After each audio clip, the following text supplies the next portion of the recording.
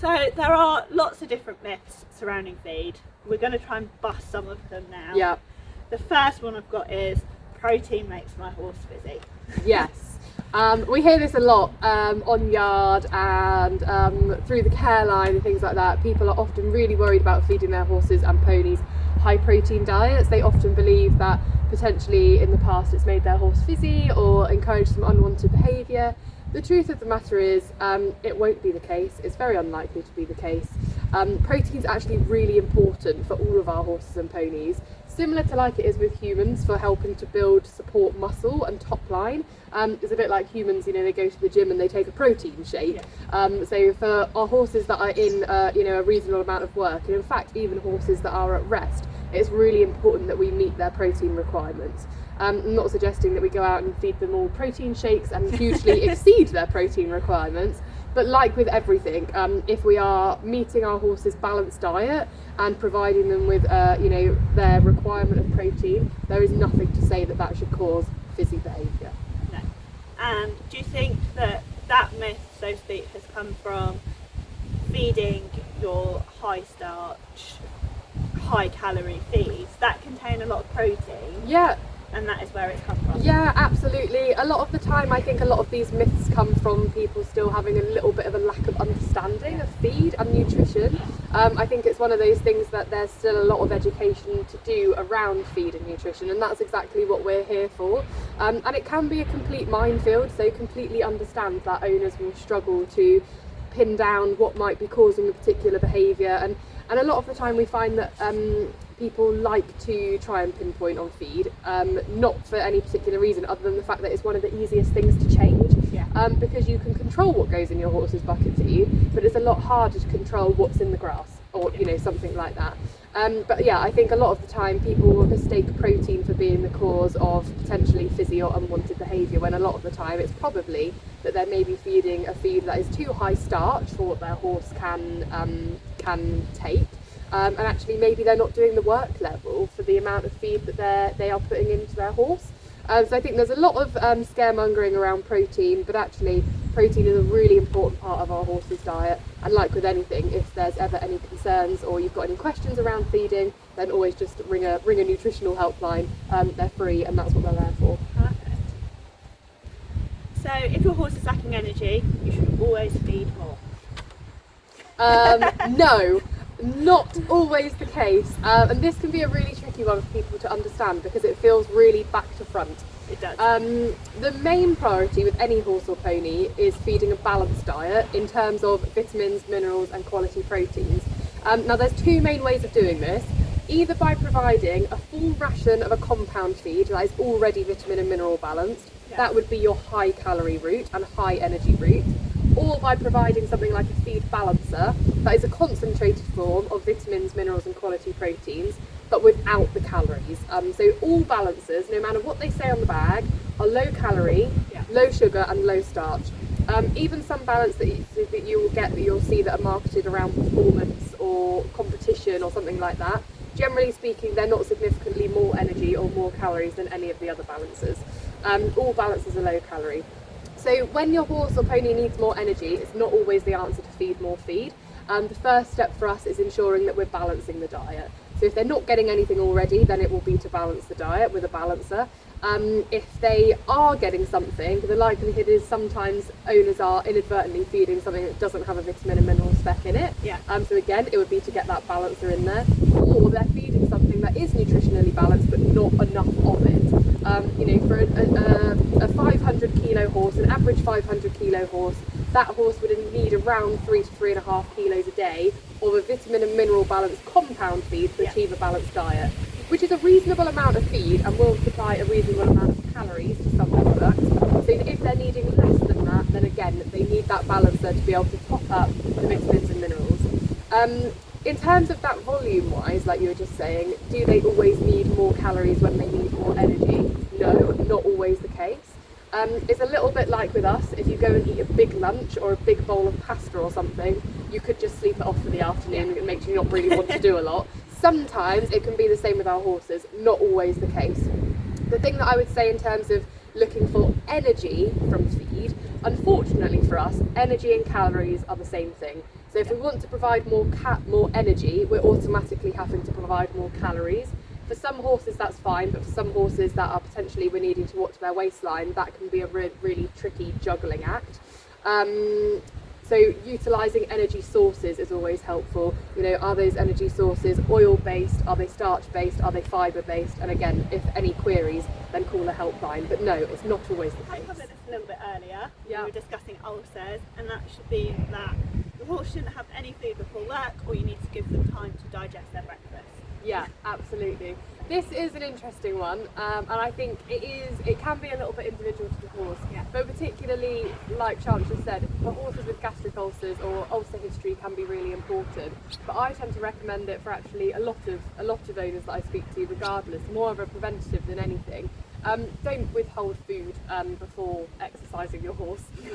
You know, people always get worried about feeding bucket feed close to exercising. I'm not at all recommending that you go and feed 2 kilos of cubes or 2 kilos of mix right before you jump on your horse, but providing a scoopful of chaff 15 to 20 minutes before you're working, you know, maybe as you're tacking up or something like that, is really useful for your horse to help line the stomach and give some, you know, something to protect against the acid splash basically whilst they're exercising. Yeah, that can be a really useful thing to do. Likewise, providing a small hay net or something like that. You know, I think the way we have to think about it is that if your horse was out grazing and you were bringing them in then to tack up and ride, they've been out in the field eating, so why should we be worried about feeding, you know, a small bucket of chaff or something like that? Like Charlotte said, there's a lot of different varying opinions around things like this. But if ever in doubt, just call a care line, call a helpline and ask. They are free. They are free, and get the answers straight from the horse's mouth, if you like. Carrots are full of sugar. So this is one I see quite a lot, and I would always recommend listening to your vet's advice. Yeah. But particularly around horses with laminitis or those sugar-resistant horses, they are ones that are at the top of the list of removed completely from the diet. And then from a physio aspect, if you say to people, do your beta stretches or your carrot stretches as they're effectively known, you are quite often hit with, my horse can't have carrots because they are full of sugar. Yeah. It's not quite the case. It's not quite the case. It's an interesting one. Like everything, carrots obviously do have a percentage of sugar in them, but as does everything. People would probably be horrified if they knew the percentage of sugar that was in their grass. And we don't always go and strictly, you know, take them off and never give them grass ever again. You know, a lot of these horses and ponies will have restricted grazing and the grazing will be managed, but we don't ever go and take it away just because it has sugar in it. Is it similar like it is with me or you eating a Mars bar? You know, yes, Mars bars have a percentage of sugar in them. So if I was eating a total diet of Mars bars every day of my life, yes, that would probably be a bad thing. But it's like with anything, we will have treats in moderation, and therefore our horses and ponies having treats in moderation is absolutely acceptable. So a carrot a day isn't going to go amiss, and it's not going to do any harm. But if your horse is eating 10 kilos of carrots a day, then yes, perhaps that would be a concern. Starvation is the best thing to help my horse lose weight. Oh. Katie just winced at the camera, can't see. Oh yeah. Yeah, it is a balance, and it's really hard to manage a horse's diet when you're looking for weight loss. But it's all about balance, and it's all about forward planning as well. In an ideal world, and you hear this all the time as well, is that you don't want your horse to go a long period without eating, basically. Yeah. And that's true. You know, their digestive system is designed in a way that they are grazers, and we want them to be grazing for as much time as possible. But then it is a double-edged sword when you've got your horses and ponies that need to be looking at weight loss diets, essentially. Don't starve them, don't just take everything away. It's managing the amount that they're getting and what they're getting from it. So utilising ways to be able to restrict the calories that they are getting in and make it last them longer, basically. Yeah, and making those changes. Exactly. So it's things like strip grazing, or using a grazing muzzle, or soaking your hay, potentially using part of your forage ration as good quality hygienic straw and things like that instead.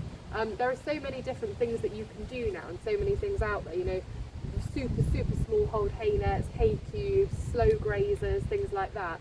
It's taking your overall ration, working out how you can reduce the calories of it in the best possible way and make it last as long as possible without starving your horse. So another one which I've come across quite a lot, is people are a little bit worried to make the change to Haylage Yeah, because they're worried that it's super fattening. yeah, It's really high protein.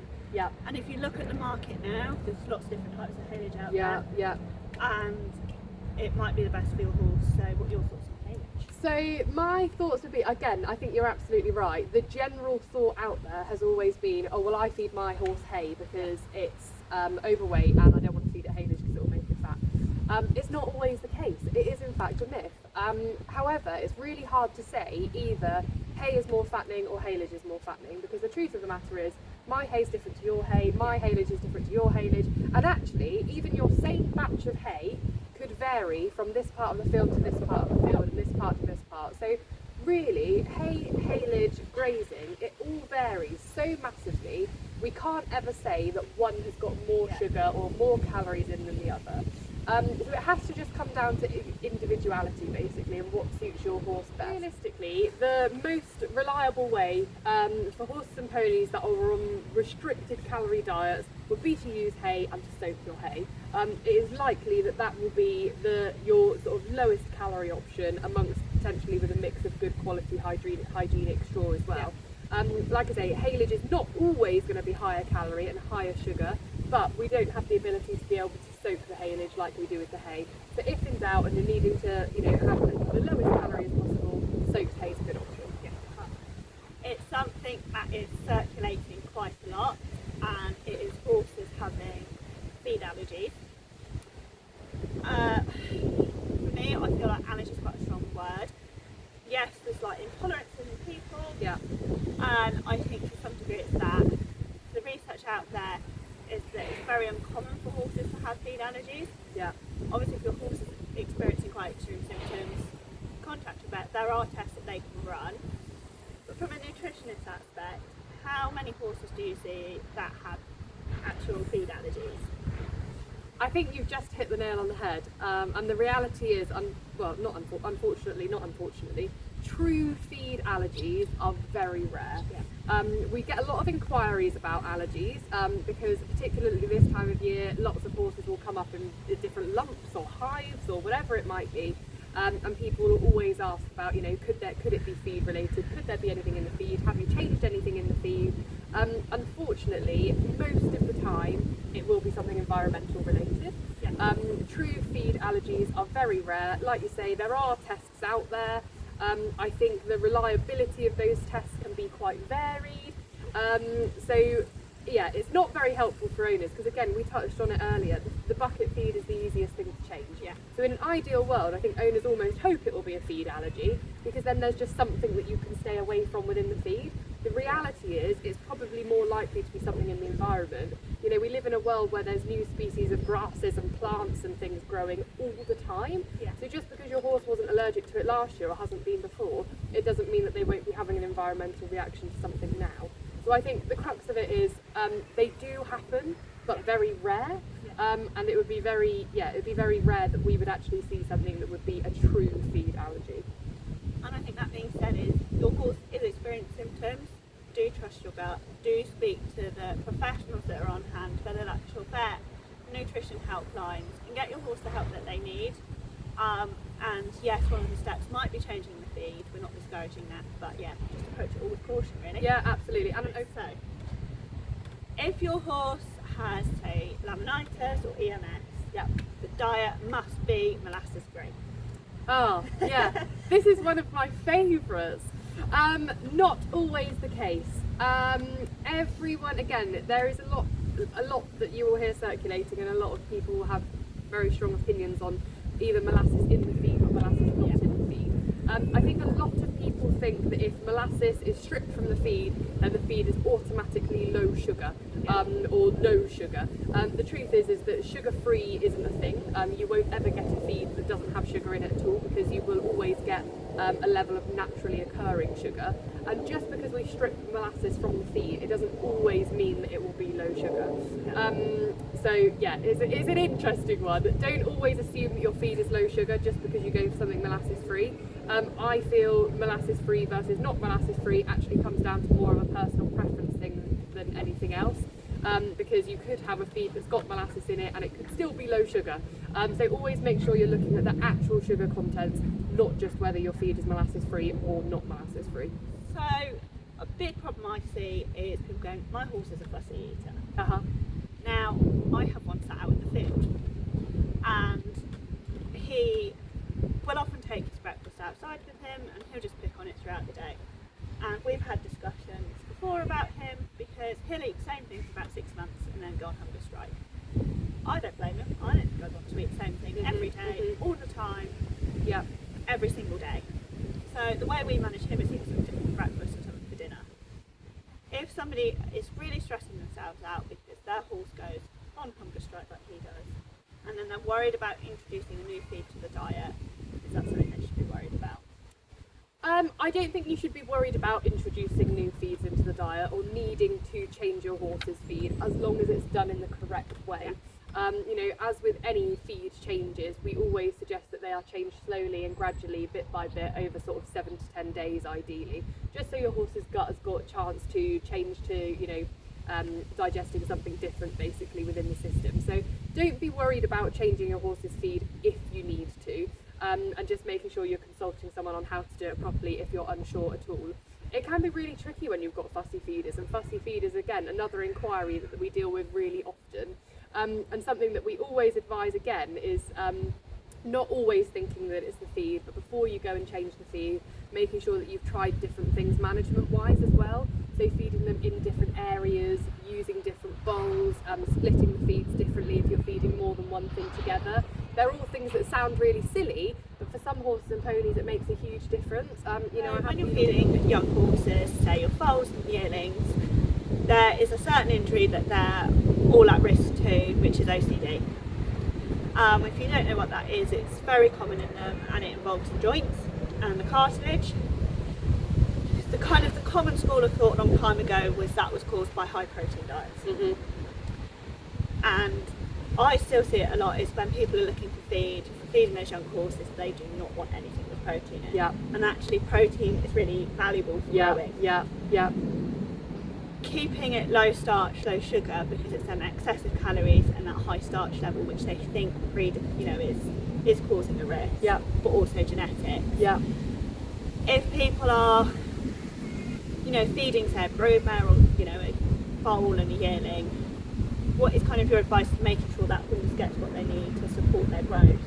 Sure. So it would be similar like it is with all of them, basically, in terms of the main priorities being that they receive a balanced diet, vitamins, minerals and quality proteins, and that they are receiving an appropriate amount of calories for what they need to maintain a perfect body condition. So for most young stock, I would say that we see, this is not all, but for most, a balancer is normally sufficient, because they're not working.